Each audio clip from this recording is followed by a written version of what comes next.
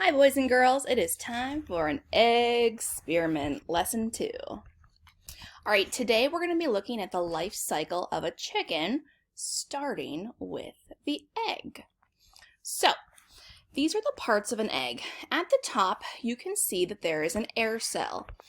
Right down below it, this is called the chalaza.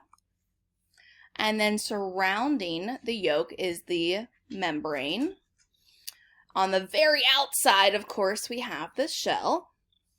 Inside here, you will see, I'll point it out to you, a little red dot. That's called the germinal disc. And that shows that your egg is fertile, or it has the ability to hatch a chick. And then in here, of course, we've got the egg white, or the albumin. And then surrounding those, you've got other layers of membranes. So let's get into it.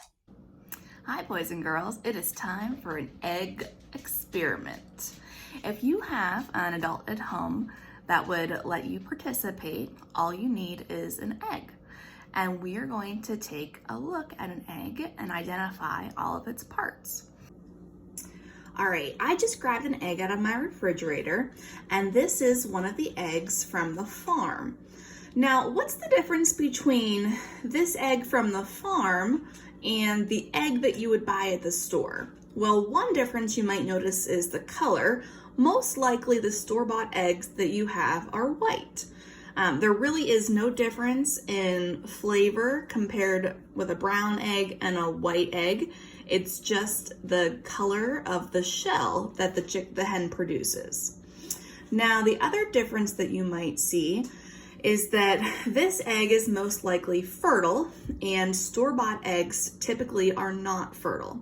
That's because hens lay eggs regardless of if there is a male rooster around.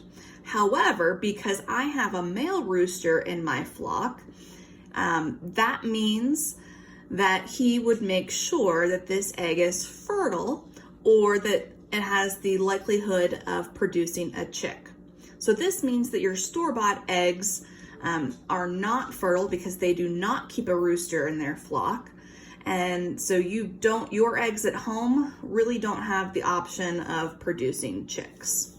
All right, let's get cracking. All right, so go ahead, if you're allowed, and crack an egg into the bowl. Now you can see I broke it into, the shell is broken in half. And then we kind of see the yolk of the egg. This is the egg white. But let's take a closer look.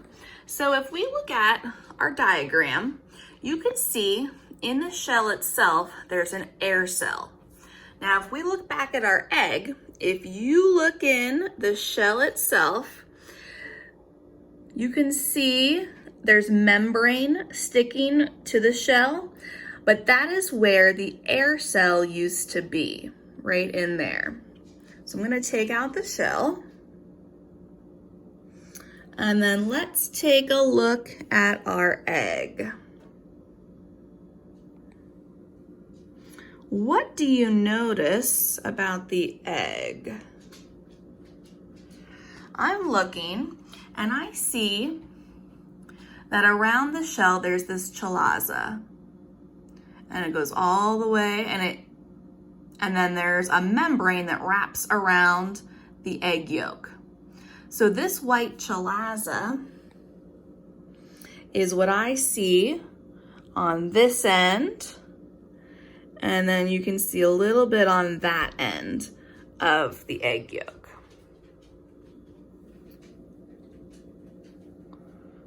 What else do I notice? Now I'm looking for this germinal disc. You might need to move your egg around a little bit. So there we see the germinal disc. See the germinal disc right there.